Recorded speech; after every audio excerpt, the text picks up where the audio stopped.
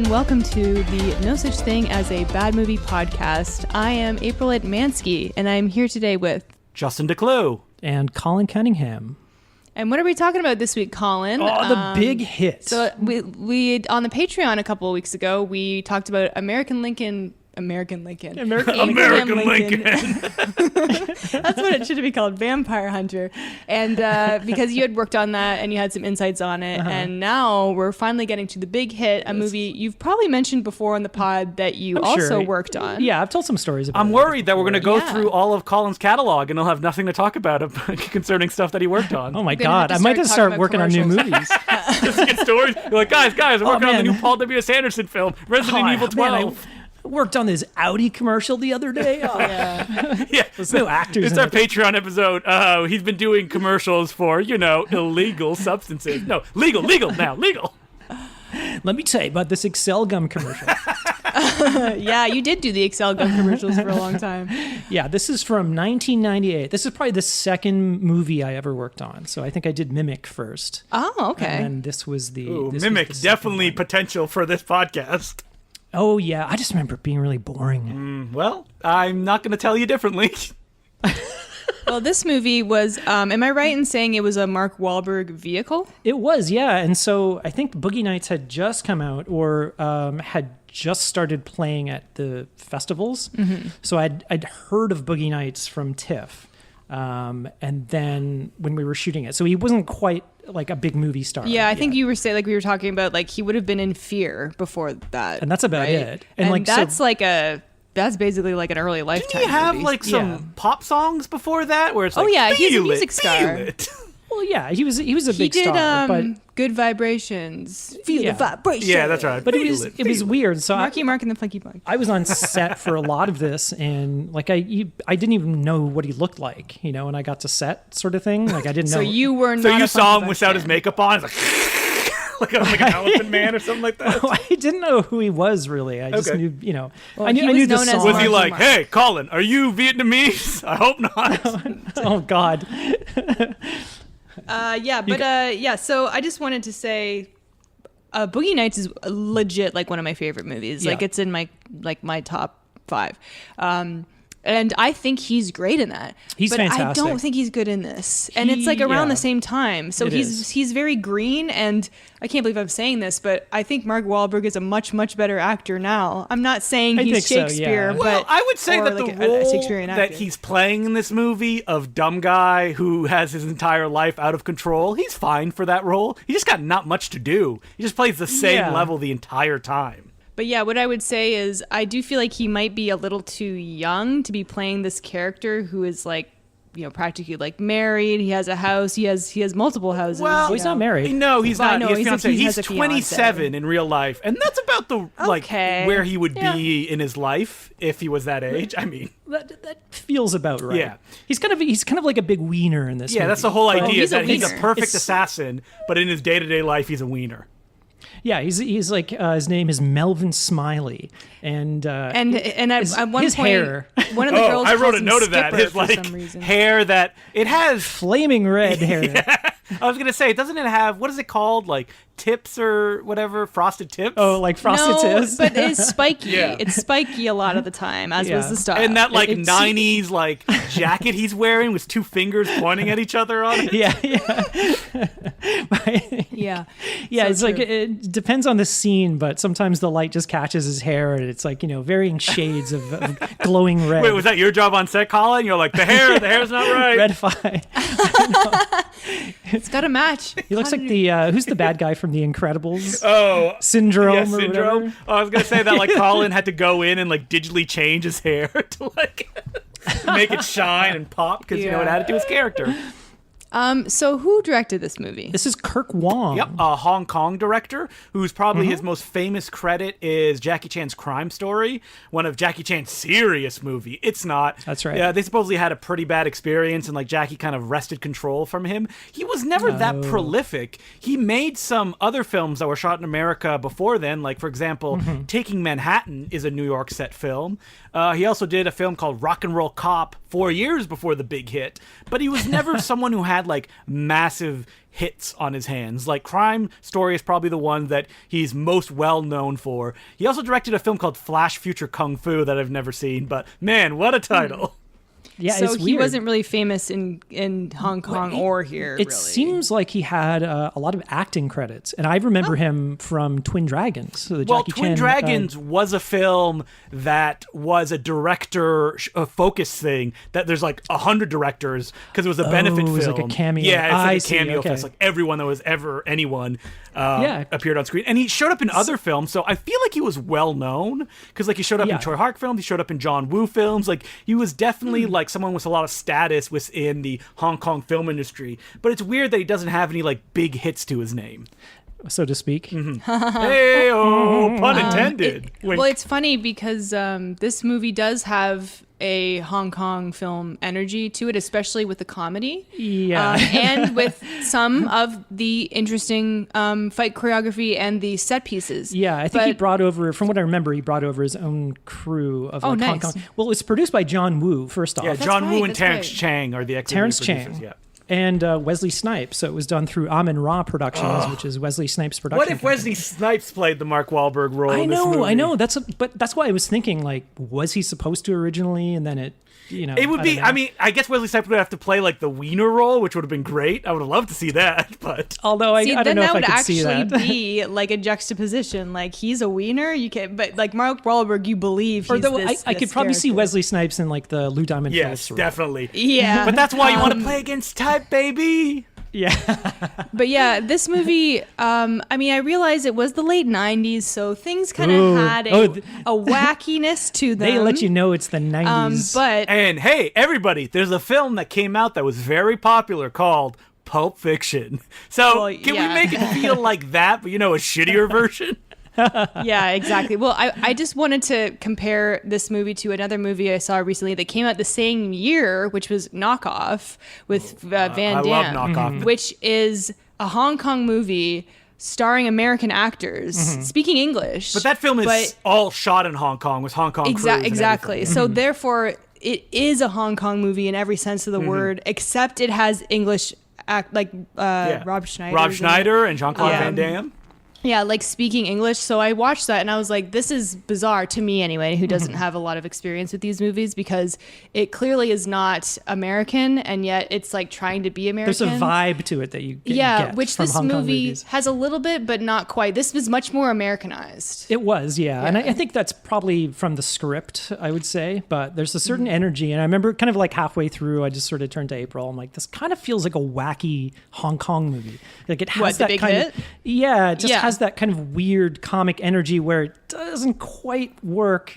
And it's just like, let's just throw every fucking thing in here. Oh and man, Yeah. I wish see they what threw sticks. everything at this movie. I'm gonna shock both of you. I don't like this movie very much. It's I not. thought that you might actually like No, it, Justin. it's such a structural mess. Like, it only has two action scenes at the beginning and the end. Like, what the hell's going on?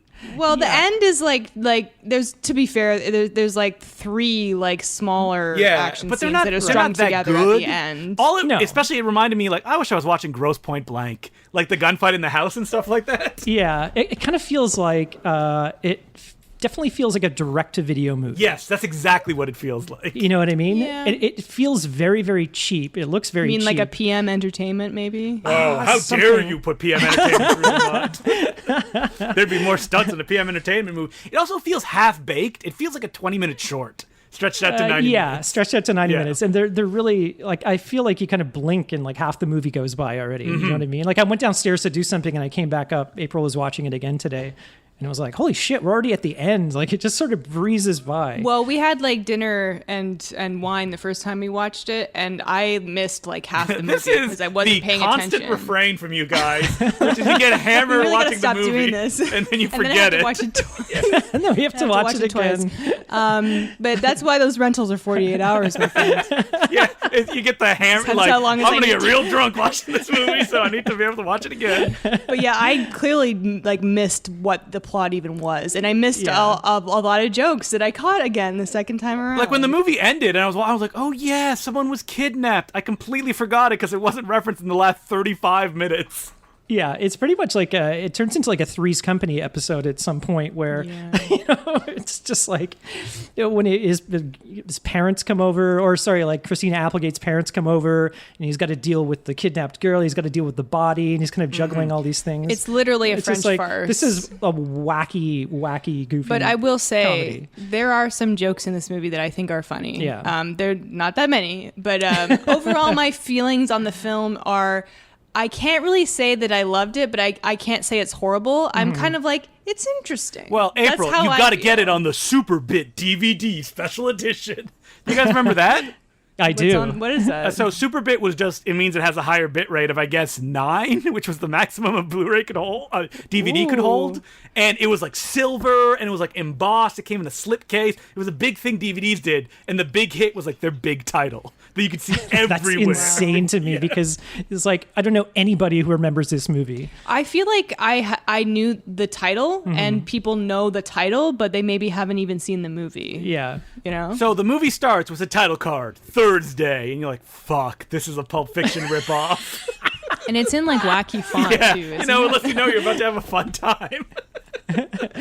Yeah. Yeah, if the Mighty Mighty Boss Tones ripoffs that play throughout the movie, I'm telling you, there's so much. It was like No Doubt ripoff. It's like too. wacky ska. Yeah. It lets you know that you're having a fun time. Constantly. I didn't even notice the ska music. Oh my god! there was some. It's lots just like of the whole ska. scene where he's like wrestling with the dog, for the garbage bag full of body parts. It's just like that. Wait, I'm looking at a photo of Kirk Wong on his IMDb, and he's wearing. He's wearing that jacket. Did they make this for Jacket from the everyone? movie? But it's like, I don't know what it is. It's like a weird Colin, raincoat are you going or to open something your like closet and there's a jacket in there from being on set? Yeah. That was the gift, the crew gift. Well, this was one of the few movies, right, that you actually got to go on set for, right? Yeah, I was on set for quite a lot. Yeah, the other ones are like, get out of here. We don't want you, Colin. It's not common, right, for the type of movies that you've worked on to go to set because they've already been shot, right? And Usually- then usually you'd be it's hired after the fact. Yeah. Yeah, Or it's if like, it's like, the you know- FX company is like, hurry, we need to do this in like 2 weeks, even though it should take 3 months. Also, we'll pay you It's nothing. all the kind of stuff that we worked on was very kind of low budget. So if there was a big budget movie, they would always have like a production VFX supervisor. We would rarely be on set. Like The Incredible Hulk was probably the only big movie that I've that been you on got set to go for. to set for. This one, I think we were one of the 3 VFX companies, and I think we did most of the VFX in this movie. Well, they look great. I don't know. So Well, the opening you're being kind. well, we'll get to them. Yeah, I yeah, won't say we that. will. So the opening of You the don't movie, know what shots he did. we're introduced to the team of assassins, I guess. Yeah, they just do assassins. They're like assassinations. assassins. So you got Mark Wahlberg, Melvin Smiley, you got Lou Diamond Phillips Oh, as Cisco. I like Lou Diamond Phillips in this movie. He's having a ball. He's hamming it up Oh, so so bad. good. I agree, but his character is so annoying. He's I so hate obnoxious. every character in this movie. They all I suck. really hated Well, it. you know what? I love Bokeem Woodbine, whose only character trait is he loves to Yeah. masturbate. I actually think Bokeem Woodbine's story, quote name is unquote, Crunch. was For funny. some reason, at the end of the movie, has a giant poster of himself as the guy who rents the most adult videos. Oh, yeah. Yeah, Why that would was there a be really funny poster of gag. that person?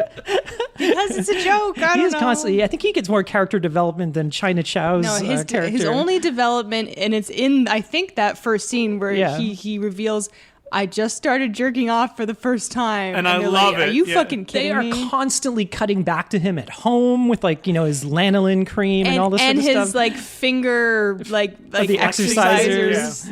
I gotta say, I believe right at the beginning we get some male bare ass right off the top, right? Where they're Holy like, smokes. We're in the locker room. Look at this ass. You've got Everyone except Antonio Mark Sabato Wahlberg. Jr. Okay, Oh, is what that is who that Antonio was? Sabato Jr. famous for, Colin? Being the son of Antonio Sabato Sr. I don't know who that is. He's been in some B movies. He has. He was in on Isaac Florentine's High Voltage. But that's Oh, right. High Yeah, Voltage. that's right. Yeah, where he plays a cyborg. I think his dad's like an actor. He's just a bank robber in that movie. Wait, Oh. High Voltage with Billy Zabka was in that, wasn't he? I believe Billy Zabka. Is he one of the... Oh, is Billy Zabka in High Voltage? I love Billy Zabka. He's great. Oh, no. Okay, never mind. I'm No, thinking you're of thinking something of else. another one. All You're these- thinking of Shoot Yeah. Fighter, I think, with Billy Zabka. Shoot Fighter. All these movies are completely blending together for me. Well, Antonio Sabato He's Jr. like barely in the movie. No, he's barely in the movie, yeah. He disappears for the entire Yeah. movie and shows up at the end, and I was like, Oh yeah, where did he go? It almost seemed like he had to bow out. he had to leave or something, and or he just agreed to be in it as a cameo. Yeah, like, people are like, "Oh man, it's Antonio Sabato Jr." Yes. Yeah, exactly. No, get him He in. might have like 2 lines. Yeah, they're in like a locker room at the beginning. I guess they have their HQ. Man, the man buns in this scene. It's Now, like, this is something that you would never even see now because we're so buttoned up, especially about men's bodies. But hey, I am super happy this is in the movie. But why is it in the movie? Is it for people like me? yeah. Is it for the girlfriends who were dragged You to gotta see get this the movie? ladies. Or the gay guys, or the bisexuals. You know, it's for. Yeah, but this movie Or is just, trying to be straight like the dudes who like manliest. Yeah, you know men's what? asses. I love to see asses on screen. I just want to see dick. Just show me dick. That's all I want. Give me a little. Oh, was Lou looking- I was Diamond. looking. Lou Diamond almost does it. He Yeah. rips off his towel and Oh, you know Lou Diamond too on set. He's like, I'll do it. I don't care, man. I'm fucking Lou it's Diamond like, Phillips. Yo, man. Here's my question about Lou Diamond Phillips. Yeah. Why do I know that name? Because I looked up all 150 of his credits, and I've never seen him in anything. He was part of the Brat Pack, wasn't he? Was he part of the Brat? I thought he was way I don't too know. old What- to be he was part of in the that- Brat Pack. I think. Well, I'm thinking back to like Young Guns or something. He was kind of like of that. Oh, group. yeah, maybe. he Sorry, wasn't when you part said of the Brat Pack, all I thought of was Pussy Patrol. It's Pussy, Pussy Posse. Pussy Posse, that's right. No, that's Because that was different. Leonardo DiCaprio, and who else was it? Toby was Tobey Maguire. Maguire. Yeah, that's right. And I And think then like the- Sean Astin or something. The kid from Witness. Anyway, Lucas Haas. that was a different posse. Yeah, like I'm thinking of like the Kiefer Sutherland, the Emilio Estevez, Lou Diamond Phillips.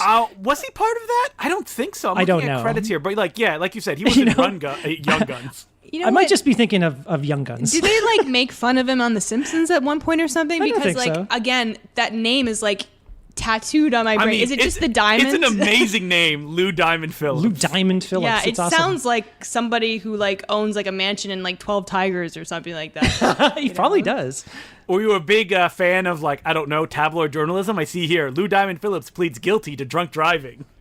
Well, maybe I saw him on the 2018. tabloids Yeah, when there I you was in line at the Who grocery knows? store. And maybe you saw La Bamba. Yeah, when you're a you big were La growing Bamba up. fan. I don't even know what La Bamba is. It's based on the story of Richie Valens. Okay. But But anyway, so yeah, this is the crew. Don't worry about Antonio Sabato Jr. because he's Don't basically really worry out of about this any of movie. them. They never like. They never really Bokeem do Woodbine anything. doesn't do anything. yeah. Yeah, he's purely comic relief, which is a shame because like he could obviously do act. But he I've only ever seen him in that elevator movie. What, devil? Yeah.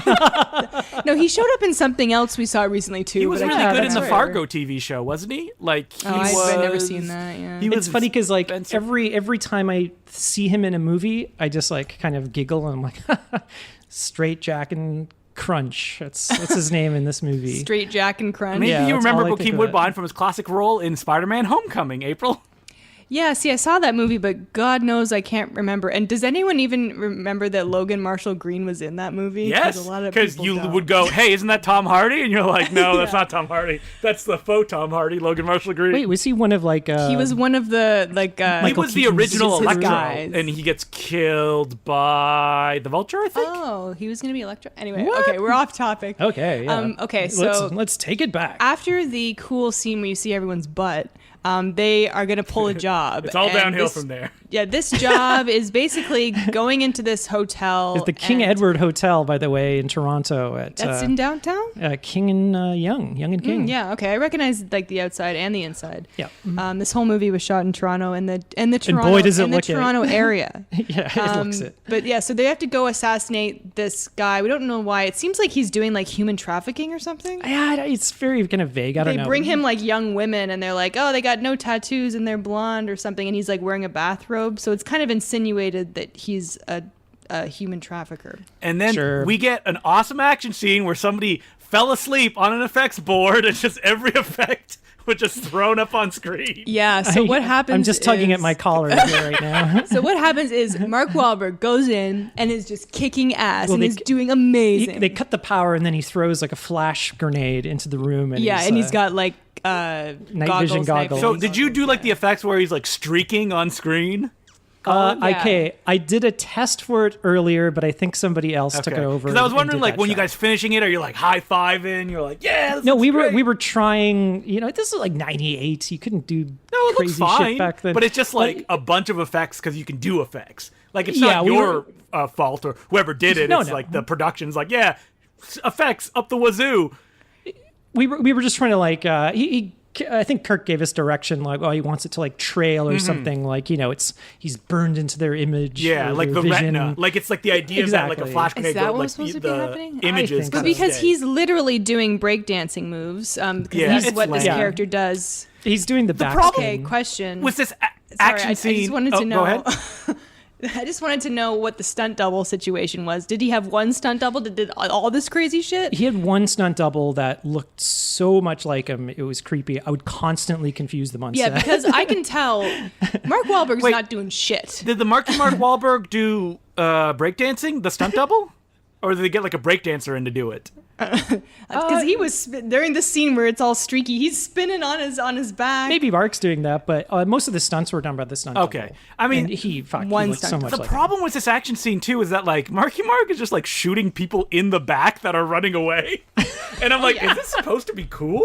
Like, the energy is that he's just like amazing, and I will say what I will say is that Mark Wahlberg is good as this character. He's not good as this other character he plays, where he's a put got upon. like a pinched dumb guy face. But he has this. He can do an action scene well when he's actually in it, and when it's not the stunt double. You know what I mean? I'm trying to think if there's like a Marky Mark action film that I like. Nothing comes to mind.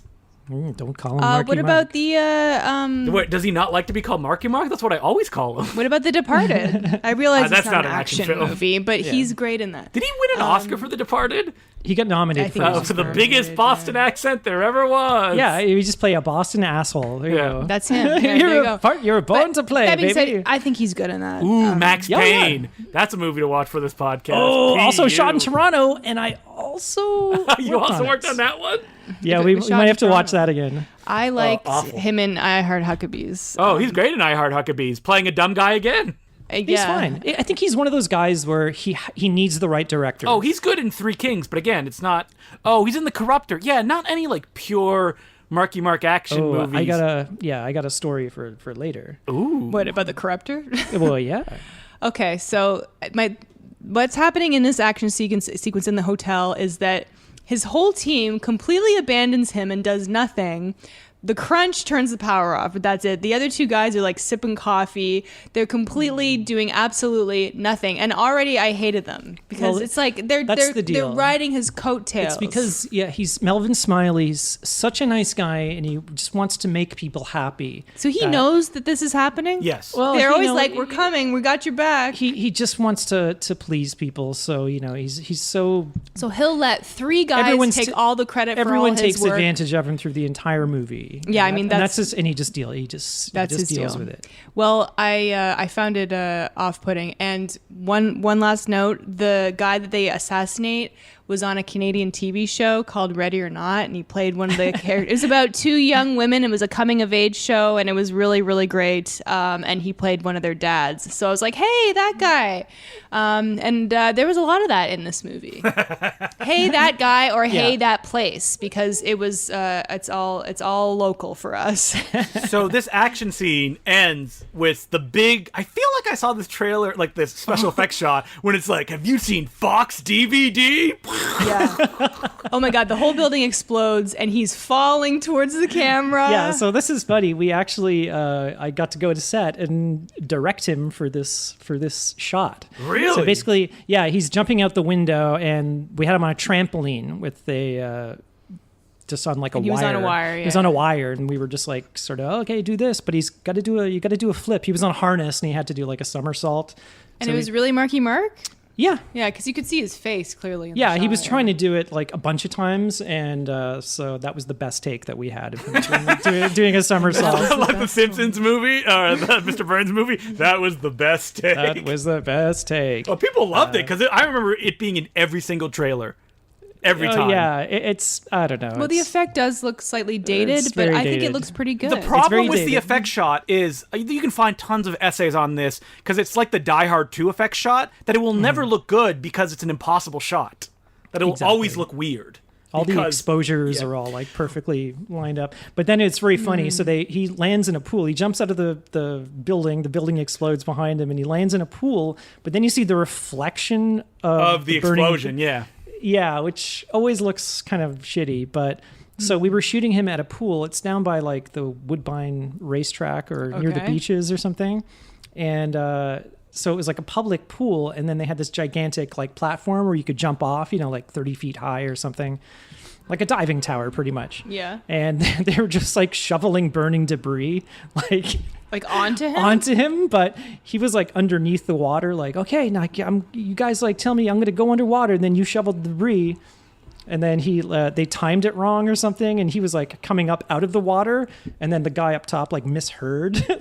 He's like, "No, don't shovel it!" And then he just like shovels off all of this like burning debris, like couch pieces and stuff, and like narrowly missed him. It was it didn't hit him. And was Marky Mark like, "I'm gonna fucking kill you"? No. It was like, "Oh shit." Yeah, how was Marky Mark on set? Was he nice? Was he pleasant? He was nice. Was he pulling pranks on people? No, he was very like quiet, and you just sort of go outside. Like I said, he wasn't like a big like star. He wasn't a diva or anything like that. Well, that's true. It was so early in his career. Wait, was the Funky Bunch around in the environment? I think they broke up. What kind of posse did he have? Because Marky Mark's definitely somebody who has a posse. Didn't have a posse. Honestly, it was just like we would just be standing outside, and he would just be there like with one friend, just like having a smoke. And you're like, wait a minute, that friend is Donnie Wahlberg. I wouldn't even know who that was. Wait, is the show Entourage based on Mark Wahlberg's life? Yes, it's supposed to be. He's also the executive producer on that show. Yeah. Can you tell I've never seen it? I've seen one episode and I went, "That's enough for me." And then I didn't watch it really. It's such a bro show. There's a cool transition between this scene and the next scene, which is a flame transition, like a green screen flame. And you get that. Yeah, and it looks very dated again, but it was fun. Yeah, everything about this sort of feels like a TV show or a DTV movie or something like that. What are you talking about, Colin? It's cutting edge. It's the end of the 90s. It's the style that was popular at the time. Oh, I had a $13 million budget. Is that how much it was? $13 million? Yeah, 13. It opened so wide, though. Yeah. And it only made like 26 million, I think. Well, so you're saying it didn't make its... It didn't profit. It didn't do very well. It was not a big hit. Oh. I feel like it was endlessly on video, though, and this was like the mascot of the TBS Superstation. They could not stop playing the big hit. Yeah, maybe it got a lot of play in, maybe it made some money. Maybe it recouped, Because a certain car shot of the movie I saw 1,000,000 times waiting for the big hit to that was play. in every trailer. That was really what sold people on the movie, I think, is that shot. By big hit, you mean cars crashing, yes. We'll get there. So then we're introduced to Avery Brooks from Deep Space Nine. Who's their boss. His name is Paris. He's like okay, so that's so funny. So Avery Brooks is the captain on Deep Space Nine. Benjamin Sisko. Whose name is Cisco, which is confusing because that's Lou Diamond Phillips' name in this. And his name is Paris, like Tom Paris from the character from Star Trek Voyager. Yeah. It's a lot going on. Yeah, they keep saying Cisco did this. Well, I'm Sisko glad did that does not bother me at all because I didn't think about that. I loved Deep Space Nine, and Avery Brooks is great in that, and he's great in this. He's giving a very operatic, stagey. He seems a little bit like every character in this movie, a dum-dum, considering Lou Diamond Phillips is so guilty in this movie. And no one's you're not wrong. No one is smart in this. Yeah. Everyone is just trying to take advantage of other people. They're all idiots, pretty much. Literally everyone. Yeah. Like I said, it's a Three's Company episode. Except maybe Elliot Gould. A bunch of idiots. I don't know. Elliot Gould. What's he doing in this movie? Sleeping, seemingly, but we'll get there. Pretty much. Paris is paying off all the guys. And then Lou Diamond Phillips, I guess there was a bonus for whoever killed the... $25,000 bonus. Oh, is that what that was all about? Yeah, but Mark Wahlberg clearly kills the guy. And then Lou Diamond I thought that joke was pretty funny, where he's like, "Oh, you're still alive." And then it cuts to him being like, "Oh, look, I think he's still moving." And Lou Diamond Phillips pulls a cool move and then shoots the guy dead on the ground. But the other guys are totally backing him up. They know what's going on and they don't care. They know Wahlberg's a pushover. So he's like, no, bro. I shot him last and he's blah, blah, blah. I'm pretty sure he's he was come dead. on. And he's guilting him. He's like, fine, if that's, friend, if that's the way you want to play it. So he ends up with terrible. the money. Yeah, and then it just cuts and Lou Diamond Phillips is playing with the big wad of money, laughing. Talking about his boat, which, first of all, he's talking about how much he loves his boat, but then later he's like, I just wanted to sell my boat. So are you buying a boat or are you selling a boat? Why do you need money to have a boat? What's his deal? What's the deal? Why does anyone need money, deal? April? It's just about being the winner in life. Who knows? What's the deal with Lou Diamond Phillips's boat? Like, who needs to own a boat? Like, that's all rich people can do. Like, that's the final frontier, is owning a big boat. I don't understand. Yeah. Final frontier is like a plane or something. If you own your own plane. jet. No, mega yacht. Yeah. That's what Jeff Bezos just got.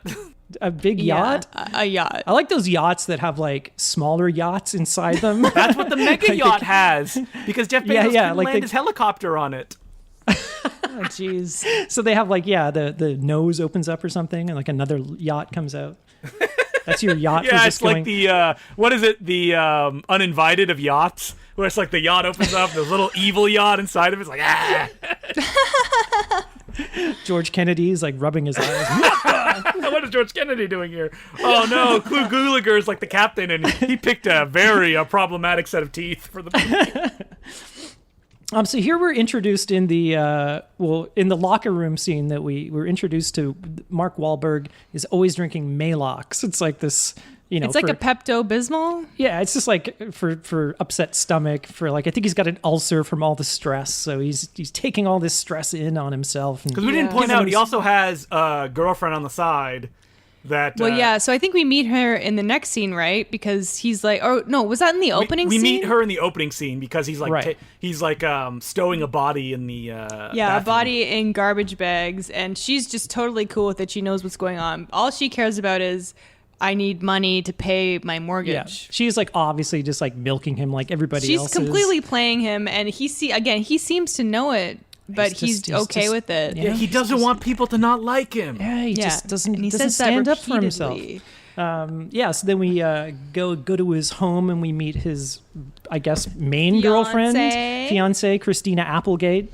Who's doing a very cartoony performance. I'm not saying she's bad. Everyone but, in this movie is doing a cartoon. I think the words you were looking for is broad. Yeah, yes, it's very broad. Yeah. Very New and a York. broad accent too. Yeah, they're all doing New York accents. This is supposed to take place in New York. She's sort of like this sort of stereotype Jewish princess character. Everyone has the thickest New York accents, and this movie could not look any more like it wasn't shot in New York. Toronto. Yeah, especially that suburb. Not even you can't Toronto. tell me that that's even the outer. Wait, where parts is that of New suburb? York. Where is that Everything is supposed- shot. Everything was shot in like Whitby and Hamilton and Mississauga. It looks exactly like Whitby. So I think and there's- Oshawa. There's like probably 2 shots that were like actually filmed in a city with buildings, and every other shot just seems like it's in an empty field or in a forest in Hamilton somewhere. Yeah, you know what? I think it was Spiral that said shot exclusively in Toronto. It wasn't the big hit because, as I was saying, most of the big hit was not in Toronto at all. It was in the surrounding suburbs. Yeah, all the sets were down on Queen's Quay.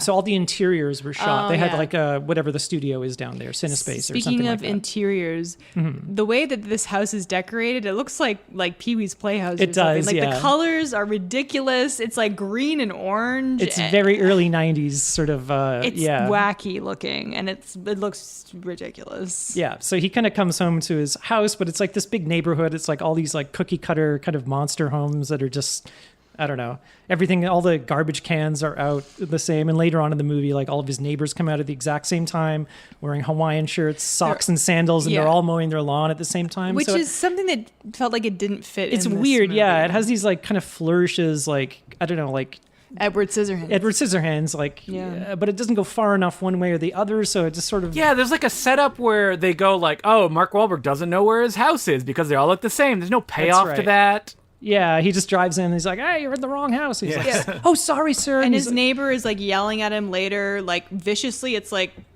did they cut a scene that explains why he hates him, or does he I just feel hate like him? there was a scene cut out, like with neighbor related Maybe because he stuff, doesn't dress like everyone else or something. He's the Marky individual. Mark, you're dressing like a rebel in your giant baggy shirt. Your big yellow He raincoat. also looks younger based on how he dresses. think it's like gonna the rain. giant pants. Well, it was the 90s. Yeah, and with a big button-up shirt that is undone, so you can see his abs and his horrible tattoos. Yeah, it's funny that he doesn't get any kind of beefcake shots in this movie. No, Like, but he's often unbuttoned. I think- so you see his chest, and that's his thing. I think it's just like standing next to like Bokeem Woodbine and like Antonio Sabato Jr. Like Mark Wahlberg is Dude, Lou really Diamond short. Phillips is He's ripped. jacked as well. It's like a Make-A-Wish, like, oh, yeah, a child got to come onto set.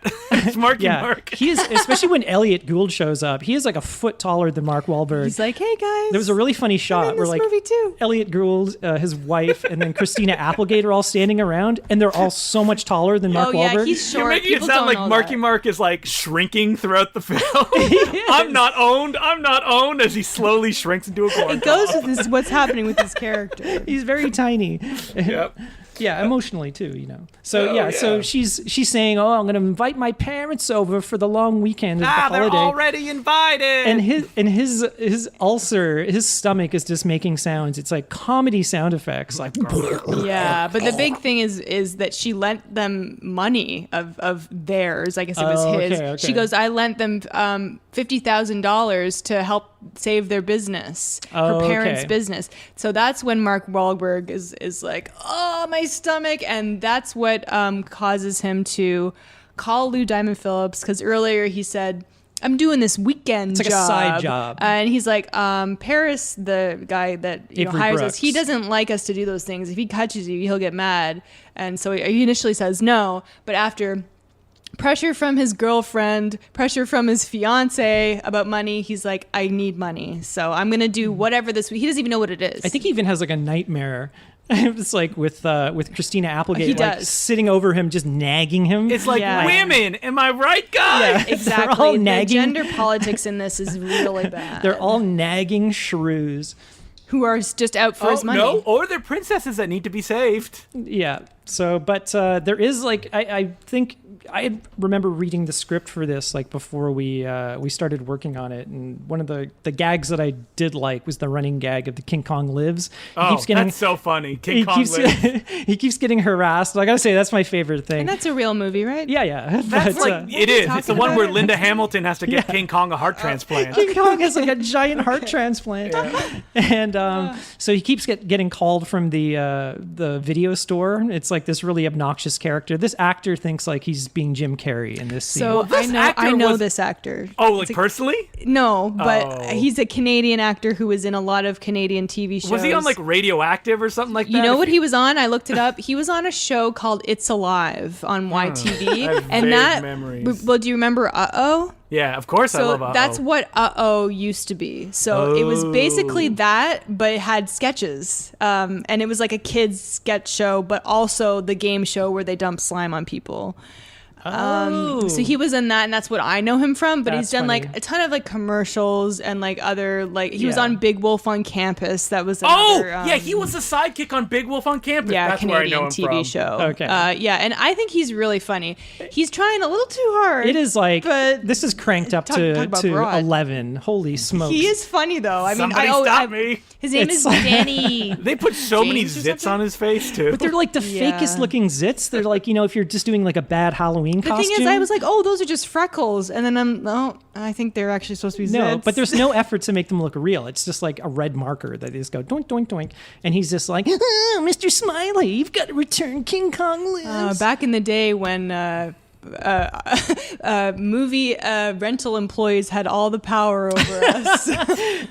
You know, like, I don't know, everybody's probably got that story where you're constantly moving video stores because you've accrued so many fines. That has never happened to me because I was terrified of the video store clerk. Yeah. Oh Yeah, man, I would always return my do that. shit I on would just like time. move on. Well, we're not going did that you Aren't far. you in the ever keep Blockbuster tape? system, though? You can't get out. No, I would just like go to Jumbo. I never started going to Blockbuster until later, but You're I'd go like to Jumbo Blockbuster, Video. West Coast, Jumbo Yeah. Video. We you had a burned through them all. jumbo, yeah, and Yeah, then we they had all I- turned into blockbusters. I'd never do the chains. I'd always go to like the mom and pop store, ones. yeah. But when you'd run up a tab, you just go, well, can't go there anymore. It's The like, idea that you would pay that much Mm-hmm. for a late tape is ridiculous, to the point where it's really ridiculous that Mark Wahlberg even cares to return this yeah, tape. because he's so nice. Oh, okay. Because by the time he actually does return it in the finale, he basically refuses to pay. He's grown a spine by that point. Okay, April. okay, He's good learned point, to good stand point. up for himself. Yeah, he just wants to tell it to this employee, but before that, we just get obnoxious calls from him, and it keeps keeps kind going of funny. throughout the movie, and it's So basically, Lou Diamond Phillips's plan is he wants to kidnap the daughter of this wealthy Japanese industrialist, played by Sam Shimono, who's been in tons of stuff. Bajillion things. And they want to get this ransom because he's like so rich, but then what they don't realize is he's now bankrupt because he like self-funded this vanity project, which is funny. He wanted to be in a movie called Taste the Golden Spray. And I'm sorry, that's funny. It's a funny title. The movie stars him, and it was written and directed by him. He's an old man. Yeah, he's an old man. So in the poster, it's like his face like photoshopped on like a younger man's body, like holding this naked lady. Yeah. So yeah, he lost all of his money, and like the scene with his accountant, and they're pretty much just clearing out of his house, like moving all the paintings and furniture out.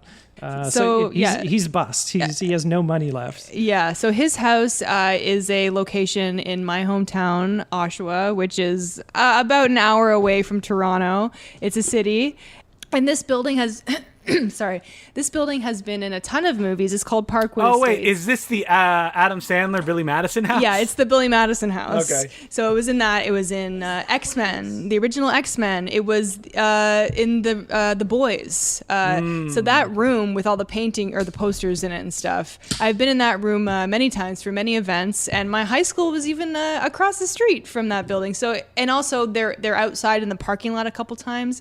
It's just like, hey, I've been there.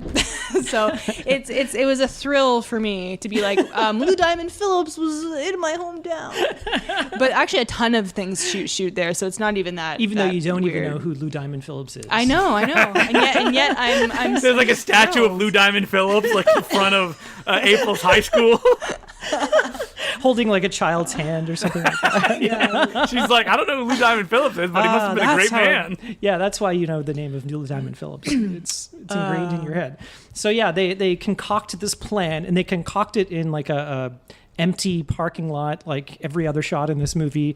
Empty gravel parking lot in the middle of a forest, in the middle of there's nowhere. A lot of what I would call ravines in this movie, which is just like a wooded area that's not really a forest, it's not really a park, it's just like a meadow and some trees. Yeah, and it looks terrible. If it wasn't for like the two establishing shots of like New York, you would not know this takes place in a city at all. It looks so empty and barren.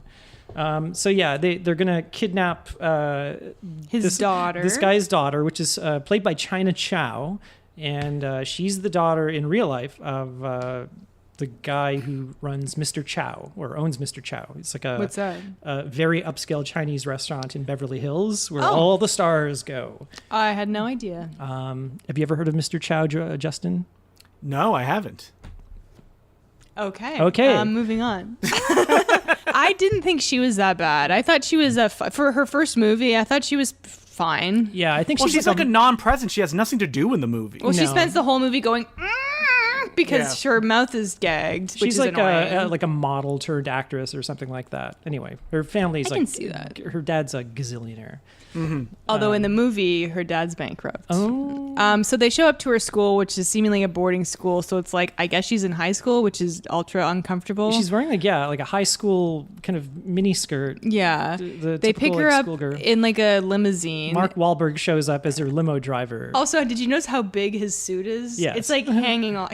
He's swimming in it again. I was really bothered that they just brutally kill the limo driver. Like, that's supposed to be a joke. Oh, did they show him getting killed? Yeah, they do shoot. They show him die. Well, this he like is pulls up and he's like, "Hey, you guys need help?" And then I think Lou Diamond Phillips like kills him. Oh, okay. So they just kill anybody. Well, that's the weird thing is like, Mark Wahlberg's character is supposed to be this like spineless, like put upon wiener, but he's like a murderer. He's like the top assassin. That's the joke. It's not a very funny one. Well, it's not a funny joke. Later in the movie, he says to her, he's like, everyone I've killed have all done something bad. Maybe some of them were just obnoxious. And it's like, no, you're killing innocent people all over the place, especially in that opening scene. Yeah, he's like a killer, and then he's got a mistress on the side of his. He's a cheater. He's just a spineless. It doesn't jibe with this. Yeah, with what it would be way more fun if he was like a good guy. and he like kills bad people in his eyes. But Yes. he's like very particular about his code. But Yeah. no, that wouldn't be the edgy 90s if they did that. He just Yeah, but does shit for money. It's not even like edgy though, or it's No, not even it's like not. trying to be Flame. edgy. It's just like a kind of mishmash, and it doesn't really. The two things don't really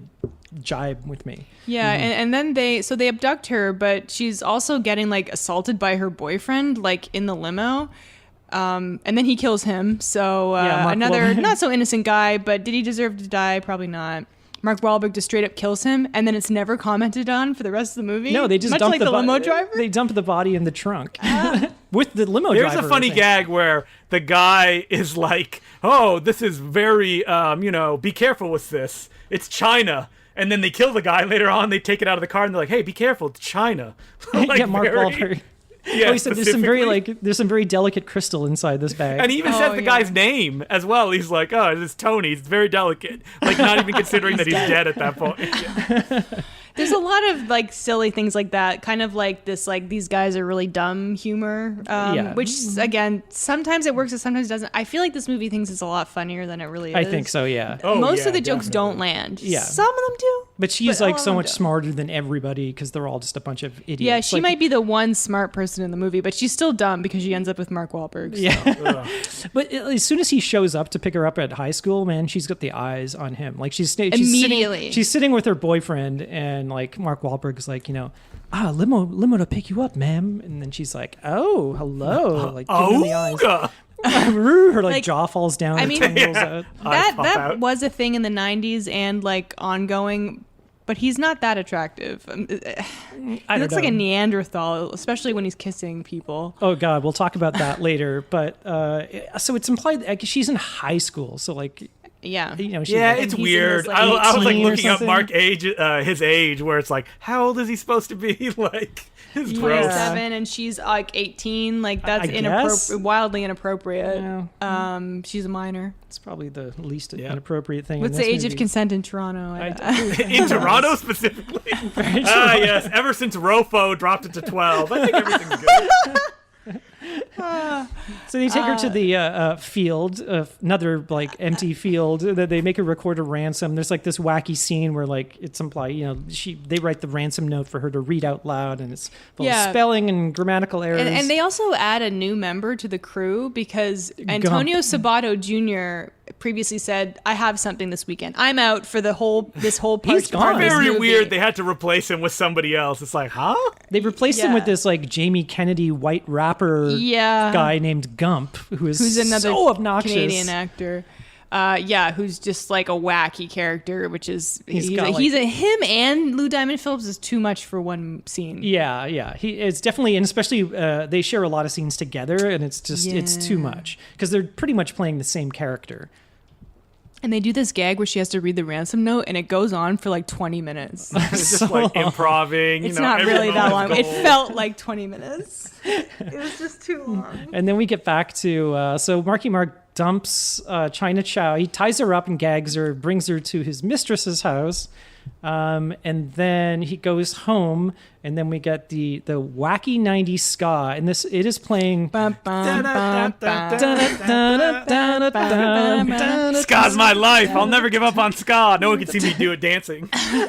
Yeah, so he's like hiding the body. He's got it in the back of the trunk. He's got it in the bathroom. He Yeah, says, okay. "Don't go in the bathroom. I did a stinky poo." Yeah, so it's like this is where it turns into a Three's Company episode. So you've Wait, got wait, like isn't this then Christina Applegate's parents arrive? yes. So And- Christina they're Applegate. there. Christina Applegate's parents arrive. It's Elliot Gould and who's the lady? She's from The lady from My Big Fat Greek Wedding. Yeah, and then Yeah, it's like I wrote these- down. She must be a Toronto person, right? She's in all those Toronto She's productions. Canadian. Oh, okay. So I'm pretty yeah, they're sure. like the kind of like typical, like very stereotypical, like Jewish parents. And then so the mistress shows up with, she's got a boyfriend, and then she dumps off China Chow. She just shows up to her. Oh yeah, right, because he dumped China with the other mistress, Yeah. and she's like, here's your garbage, including this like tied up woman and like a bag of body parts. So he's It's got wacky. this whole scene is him trying to like juggle. Yeah, like the dog is grabbing their body parts. Yeah, and then he's Chow's like trying to run away. Yeah, so it's like dun dun dun dun dun dun. That's how you know you can laugh.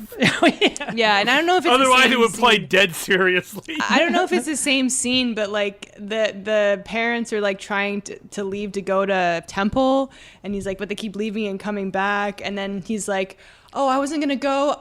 I was gonna make this special kosher meal for you. Yeah. Oh, really? So that's like how he explains like how I guess get it's like them out of the house. Thanksgiving weekend or something like It's that. some long weekend. Yeah, but they've taken the SUV, and then China Chow is in the back, like in the trunk, tied up, and like blah blah blah. He eventually gets her. So out. it's just like this big, long, wacky like sequence of him trying to like get her out, and like it's Three's Company pretty much.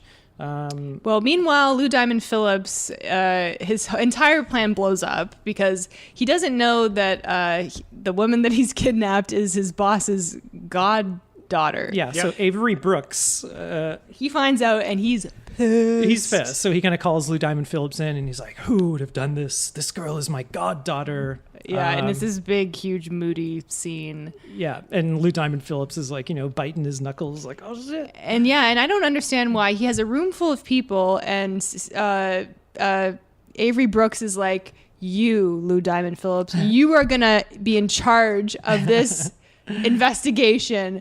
He's the most biggest idiot in that whole group. He can't tell that because Avery Brooks is also an idiot. Everyone is stupid in this movie. Yeah. Everybody's stupid, that's for sure. So he puts a bounty out on whoever is going to. Is that the name of your ska song? Everybody's stupid, that's for sure. That's actually the name of a Sparks song. Oh, is it? Yeah. I think at some point everything is a name of Spark a song. song. Yeah, they have like 90 albums, right? Yeah. They have over 300 songs. So basically any phrase is a Spark song. I think or I a said Sparks something song. the other day, and you were like, "That's a Spark song." Or Yeah, no such thing as a bad movie. That's a Spark that's a Spark song.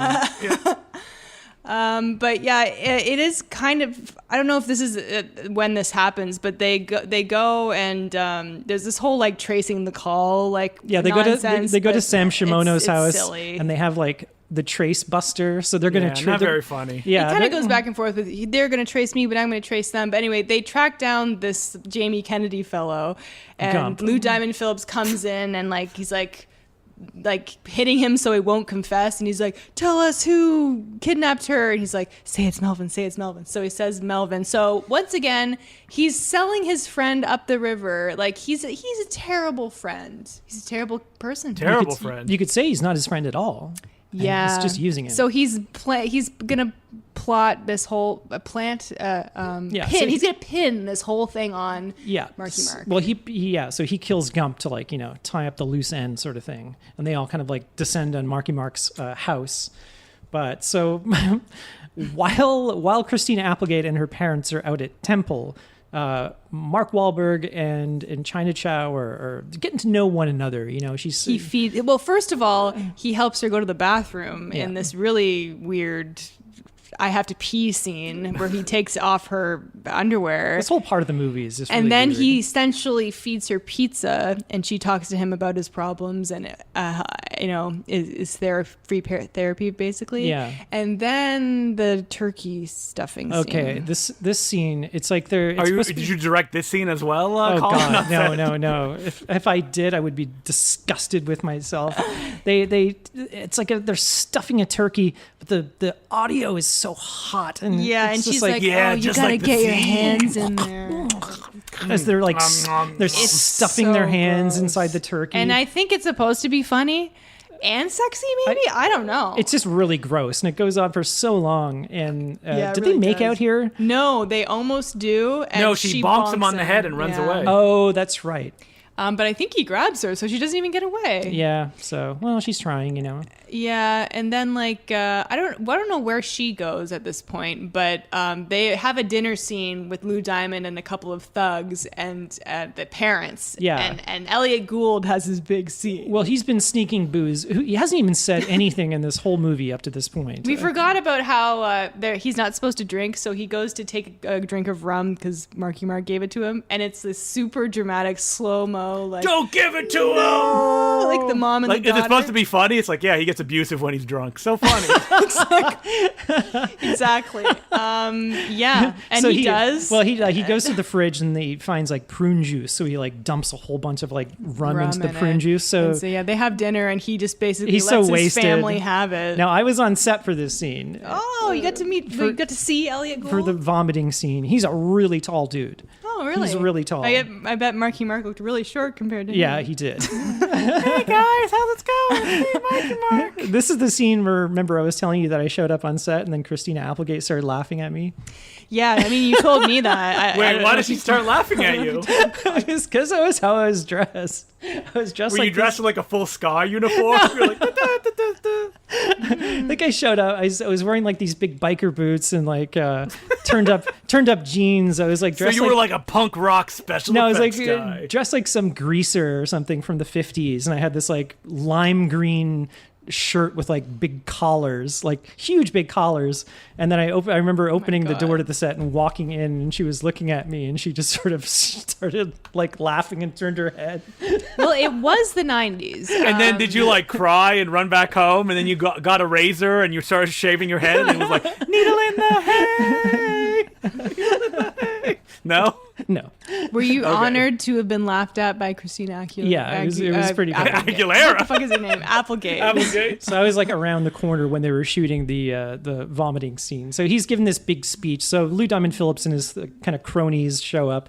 They sit down at the table. It was admittedly a little tense. They've all got like guns under the table. You know, Yeah. Mark Wahlberg, he still hasn't told anybody what he does for a living, sort of thing. And then I guess like Elliot Gould's kind of had enough of his wife. He hates his wife and his daughter. his shrews. Yeah, the thing is though, he's not acting drunk. He's just acting like a normal person who's had enough and is just talking about how much he hates his family, which is funny. And then he's like, he vomits Melvin, on Lou Diamond. Yeah, Phillips. he's like, Melvin, you're charming in a Rain Man kind of way. That was pretty funny. And then like, yeah, they have a big shootout, which was kind of cool. Like I said, I feel like when Mark Wahlberg is allowed to be a badass, I enjoy watching that.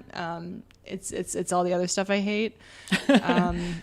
And how do we get from here to the so this is like part one of the 3-part end action sequence. Part 2 is the car stuff. They have like so they have a shootout in the house, and then I think there was one gag that I laughed at where Elliot Gould tries to like vomit again. He's sitting on the stairs and then tries to vomit through like the railing, and then Lou Diamond Phillips like puts up a pillow and he sort of vomits on the pillow like. Yeah, I will say that vomit was like chunky. That's gross. not what you usually see in movies. It's really gross looking. Yeah. It's kind of brown because it's like prune juice or something. It was a good special effect is what I'm saying. So good job. Hey, I know you didn't do it. I didn't do it. Okay, car chase. So there's a crazy car chase.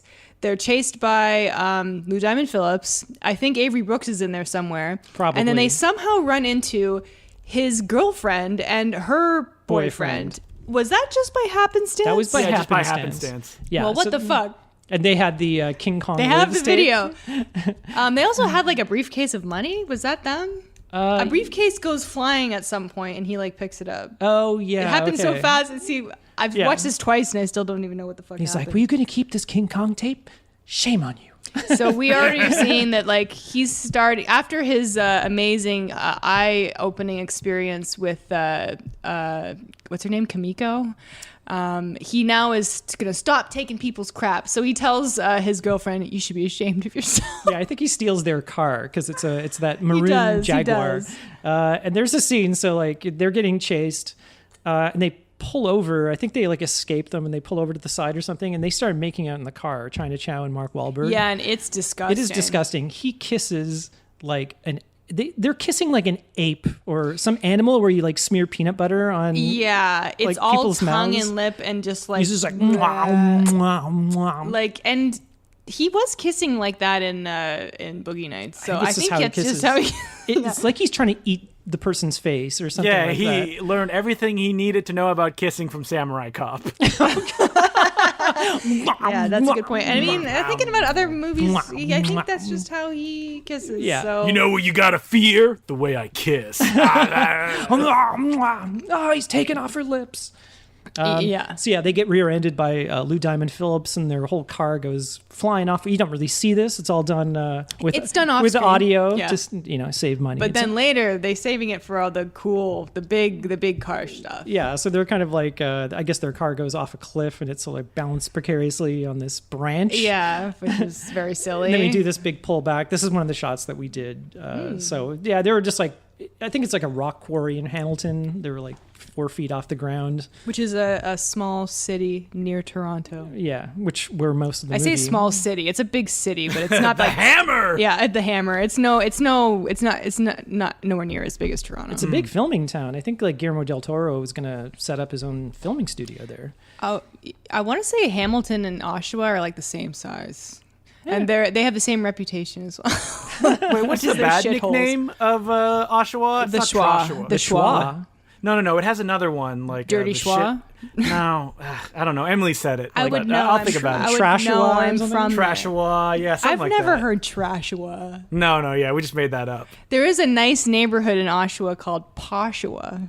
Oh God. Terrible. It's not a very good city. Don't go there. I mean, I'd rather go there than Hamilton. Anyway, okay. Let's get back to the movie. Or Whitby, the Shelbyville of Oshawa. It is the Shelbyville of Oshawa. Absolutely.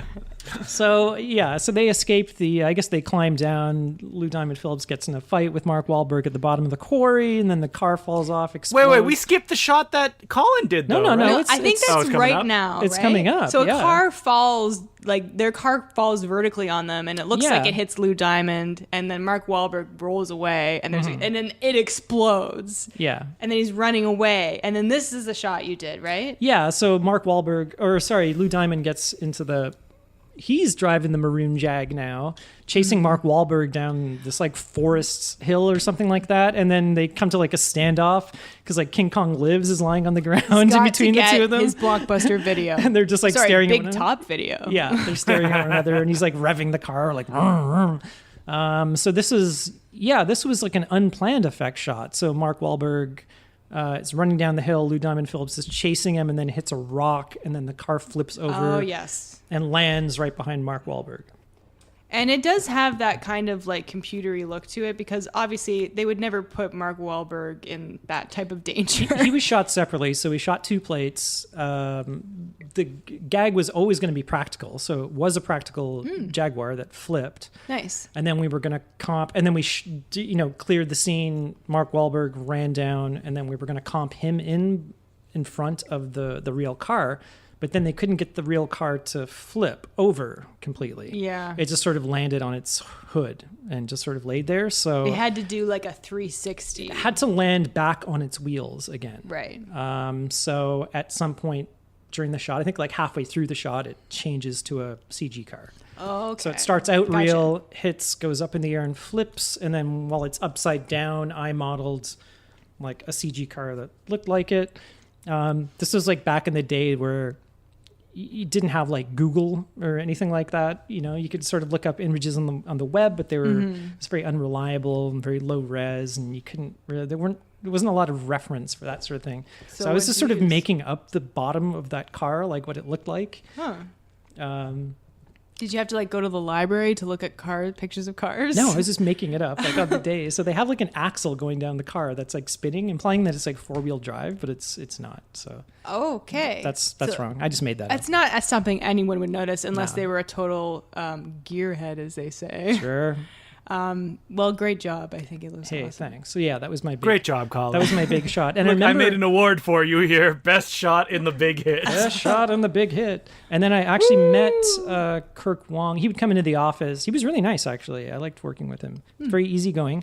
And then years later, I was at another company and we were bidding on a movie. It was, I think it was a Michael Jai White movie, something that he had developed and wanted to star in.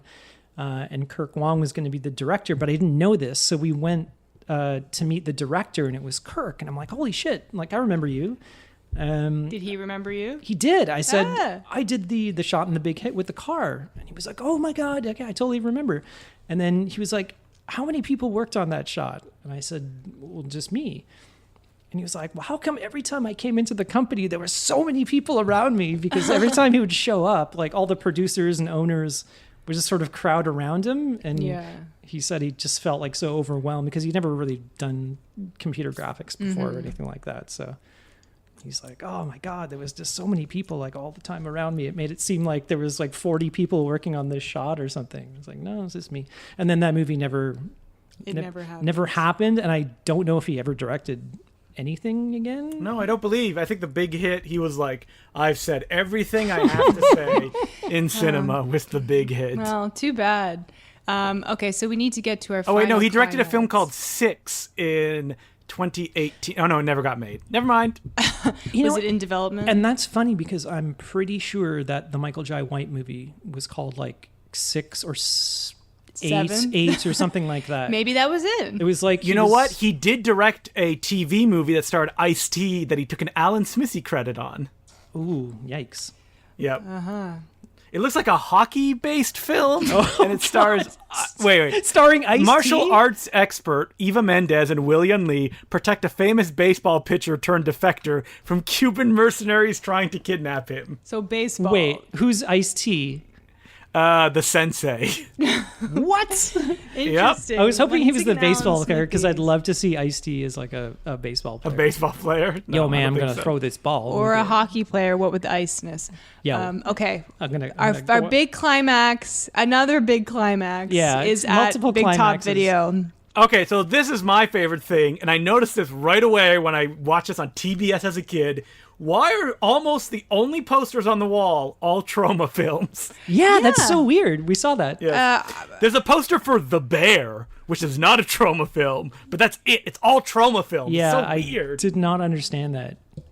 Yeah, I thought maybe it was just like they were friends with Lloyd Kaufman. Yeah. Who Kirk though? Wong's Kirk a Wong? big Kaufman head. Yeah. I realized that we didn't say what our favorite things were. I mean, I I did. said, what did you say? I said it was the King Kong Lives running gag. You know what? I'll go with the action scenes because, like I said, Really? I Wow. feel like when I'm Mark surprised you didn't say color Wahlberg gets correct. to be a badass, not a fan of the color correct in this one. What? You're not a fan of this color correct? I don't know. It just didn't do it for me. It is very 90s. Yeah. Yes. Like I But said, isn't that what April likes? I only Who knows what she likes? It's a mystery. Every I day know is a when mystery. I see it. April reveals on like episode 500, she's like, I'm blind. Oh yeah. But as I've said previously, when Mark Wahlberg gets to do action shooting and punching, I feel like I am having fun. So Yeah. that's what my favorite This thing whole is. fight scene, I think. I was also like the video store guy. Yeah, well, he's obnoxious, but they He have this. is, he There's like is. this big kind of circular light rig in the center of this gigantic video store that they have this fight A on. video store that would never exist in real Yeah, life, and but it was like whatever. swinging back and forth. And I think this is a lot of the kind of Hong Kong stunt guys would. Yeah, it has do the all the fighting and practicality of something like that where it's a little more interesting as far as an interesting set piece and stuff. Anyway, he fights Lou Diamond Phillips. They Wait, stop. you read they- the script, right, Colin? Was there any action that was cut out of the movie? Not that I can remember. Weird, because it feels like there's a set piece missing in the middle of the film. Yeah, the middle of the film is all comedy and no I can't action. remember. Yeah, it was so long ago. I don't really Okay. know. But But yeah, so he fights Lou Diamond Phillips. They stop and they see their friend Crunch on the wall, as you mentioned. there's a couple of He funny won an gags award here. for like, the most adult films rented. yeah, rented. but he Lou loves to Diamond jerk Phillips off. is like kind of faking he's dead. He's like, oh, I can't see. I can see my boat. And they play this every time he's faking is he's dying, and there's like this kind of flamenco guitar. Yeah, and Mark Wahlberg's falling for it, and then he lets a bomb go off. Who was wearing a bomb, and why was a bomb? Mark Wahlberg's wearing a bomb. Why? Well, it was kind of set up at the beginning of the movie that he has these. He's wearing like a kind of. When he finishes a job, he always bombs the place. Yeah, he like it's like these two pieces that connect and then Yeah. blows up the evidence or something like that. I don't know, but he just happens to be wearing one at this point. Okay, Lou Diamond sets it off. The place explodes, and then China's like, no. And a picture magically floats towards her, much like the feather in Forrest Gump. Yeah, so I was there for the explosion, and this was down by Cherry Beach in Toronto, and it was a building that they just sort of built the outside for. But it was all done in one shot. So the stuntman ran outside, saw like Avery Brooks and Sam Shimono, and then runs back inside, and then the entire building blows up. And it was all done in one take. Whoa, nice. So I guess he ran under like protective like coverings or something, and they just rigged the windows to blow up. Like it wasn't. So the he building really itself. ran into an explosion, kind of. He did, but they have these like kind of I don't know, gas jets. Everything is like by the window, and it just sort of projects outwards. So like so if the you're inside of the building is safe. Exactly, yeah. Cool. But it was huge. Like it's really massive, and you could just feel like your eyebrows like melting. That must have been really cool to see. It was amazing to see. all of Colin's hair was blown off his head, and it never grew back. And then I just looked over to this pompadour side. was gone forever. Yeah, I just turned my head, and then Christina Applegate was laughing at me. No, she was nodding. She's like, "You look better now." And that was the lesson Colin learned on the set of The Big Hit. So there was a picture of Mark Wahlberg in there because he was on the like list of Oh, it's the wanted people, list, yeah. people who don't return videotapes. Yeah, and then this she's like kind of "Oh." yeah, it is like the feather from Forrest Gump. So it's like a kind of charred Polaroid like lands at her feet. Yeah. And this was another big shot of mine, which I still have on my reel. It's a pretty good shot. I brought up the Forrest Gump thing because we had a big conversation comparing the two shots after we saw it for the first time, and then we watched the Forrest Gump making of the feather thing and how they animated it onto the shoe and all that stuff. It's very and then reminiscent. you watched the Forrest Gump music video that Weird Al did to the song Gump. There was a character named Gump in this movie. There is. It's very weird. Yeah, so she was standing on set, and she had like the Polaroid was under her foot, and then it was my job to animate the CG one, and I had to land on top of the practical one. And then she picks it up. It's literally just like that feather shot. And it had to morph to the real one as she picks it up, but I could never get to the point. So I had the prop like Polaroid on my desk, and I had to like model for So you had a picture of Mark Wahlberg on your Mark desk. Wahlberg. I should have kept it. on his desk. Do you know how much It's still that there would to have been this worth? day. Yeah, I know. Big hit, people would buy $20. That's a real There's not prop big Mark from the Mark movie. fans. It just looked like a The big continuity hit. Polaroid. I know it does, but it looks like a mugshot kind of. Yeah, so I was like, I'm never going to be able to get to the point where I can match it up perfectly. So it's CG for the entire shot. So as it lands, and then when she picks it up, it's entirely still CG. CG. Well, Yeah. it looked that I didn't want to is- do that morph because you're always going to see just- like a little bit of a. That's what I was work. saying about the feather shot. You can almost see Just like 10 where frames. it becomes Yeah. practical. And you don't have that with the Polaroid. So you did better than Robert Zemeckis' feather guy. Just saying. Take that. Yeah, take that like 10 minutes. Somebody won an Academy Award for that movie. And it wasn't me. And that's it. It turns out, of course, he's not really dead. He was hiding under the golden and spray then they make out, Yeah, and it's like, this is statue. uncomfortable. Yeah, so Yeah, he ran back into the building, and the big gold statue sort of display for his dad's film. for Taste the Golden dad's Spray film. ended up protecting him from the explosion.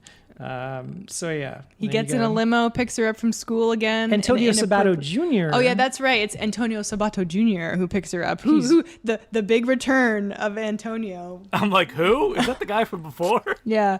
And then he gets in the back, and then they make out, and that's it, right? That's pretty much it. And That's the movie. well, we went to go to the crew premiere. It was at Color by Deluxe, which is like a kind of transfer house. Like they develop your film and then you can go and screen it. So if like movies are shooting in town, they would go and watch the dailies there. So they had like, you know, I've actually been there. I went on a tour when I was a student. Is it still open? Because I know Technicolor recently closed, right? Oh, who knows? It's possible. But they had like, 4 or 5 movie theaters in there. So like all the movies in town would just go and watch dailies there and stuff back when you actually had to get your film developed. And so they had the crew premiere. And it was mostly us. I think it was like the core people were there because it was right across the street from us. And then we got really pissed off because the credits, these are like the shortest credits, and they Compared to now, they yeah. only credited like the company. So it was like Boo. VFX by Core Digital Pictures, and that's it. And like nobody got a credit. And you're like, oh my Yeah. God, come on. So then we, beforehand, we had like a little room kind of set aside with like chips and pop and beer. We were all like drinking before the movie. And then, so during the movie, I went back, and I guess Mark Wahlberg was in town shooting The Corruptor with, because I was shot in Toronto as well. And then I ran back to the room. There's nobody in this building, by the way. So I know the story. You've told it before. So I went back and I was grabbing like a whole bunch of beers, like 4 beers to bring back to the theater for my friends. And then I'm walking out of the room with the chips and the pop, and I like almost bump right into Chow Yun Fat. Oh. And he's Why like, was he there? He was there because Mark Wahlberg and his friends were at the back of the theater. Oh, and is he in The Corruptor? He's in The Corruptor. I see. So, whoa, cool. I like almost ran into him, and then he was like, "Oh, where's the movie? Like here?" And I'm like, "Oh, it's like down," like pointed to him, and then he just like walked off, and then I just turned, and then my friend, one of the owners of the company, was on the phone just right there, who's a huge John Woo and like Chow Yun Fat fan, and he was just staring at me like his jaw was on the ground. Did you know it was him? Yes. And it was like, and we just like both looked at one another like, oh my fucking God. Pretty it was cool. The funniest thing. And then we like, do you know that Chow Yun Fat loves taking selfies with fans? Really? Yeah, Well, there's a million so you photos could of have him got 'cause one. all he does now This was- is take walks. This was 1998. You didn't have a camera in your pocket. Nobody had No. cameras. Yeah. This is before digital cameras. Can I take a Polaroid of you? Yeah. I have one in my pocket right here, yeah. Okay. Give me that disposable camera. Yeah, we even got to talk to, I remember talking to Terrence Chang on set because I think Face Off had just come out. He's like John Woo's producer. Oh, cool.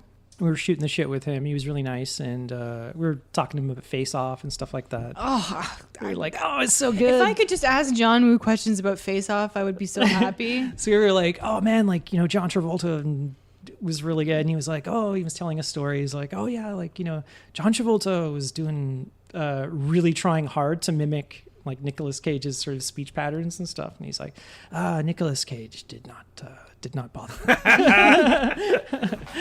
He just Yep. did He Nicolas just did his Cage. own thing. Yeah, he just did his crazy stuff. Okay, well, that's the big hit. Any That's it more for the big stories hit. from behind the scenes? Nope. Okay. Nothing well, that Colin could include on a R-rated podcast. We'd have to go blue for him to tell the other stories. Elliot Gould may have said a Because swear. Christina Applegate did some more laughing with Colin later on. And Elliot Gould was there, and he was tall all And over. he joined in for the laughing as Yeah, well. exactly. We're going to save that for the Patreon episode. The Patreon episode. This is not the big hit Triple X parody. So, would you guys recommend this movie? No. I didn't hate it, but I'm not about to say like this is great. Go watch it. Like I said, Go watch Face Off. Yeah, Oh, there's, for sure, there's so many yeah. other better movies. I only feel like if you're a Mark Wahlberg fan, I don't know. Why are you whispering? Mark is not listening to us. It's You're definitely, Mark I don't know. It's hard to recommend. It's got a certain kind of energy and wackiness. It's so It wacky. doesn't really work. I'm trying to say like, Yeah. would it be a good hangover movie? But I think it might be just too I think much. it would be annoying. Maybe like if you were doing like a movie night with your friends and you were watching like a bunch of movies of that style, that kind of like action comedy. Yeah. You could pepper that in. Put it in the but don't be background. like, okay, guys, this is the movie of the night, the big hit, because No, I think no. everyone would just be disappointed. Yeah, put it on in the background as like the party's going on I could or something. see or, that, like, you're just but it's talking also over it. like very annoying. There's yeah, parts of it that are very it's too much. it's a little obnoxious at times. But if you want to check it out, it's rentable on iTunes. If you're in Canada, it's free on the CTV app with commercials. CTV, yeah. Because anything that was filmed in Toronto, I guess. Hey, maybe the Saw movies are on there. Is that the law that if you film in Toronto, you have to be on the CTV I don't think app? so, I do not think so. They but- should. That would be like every movie, pretty much. I think that it's like if it's Canadian produced, it's on there. Right. Anyway, that's it for this week. If you want to email the podcast, we're at no such thing as a bad movie at gmail.com.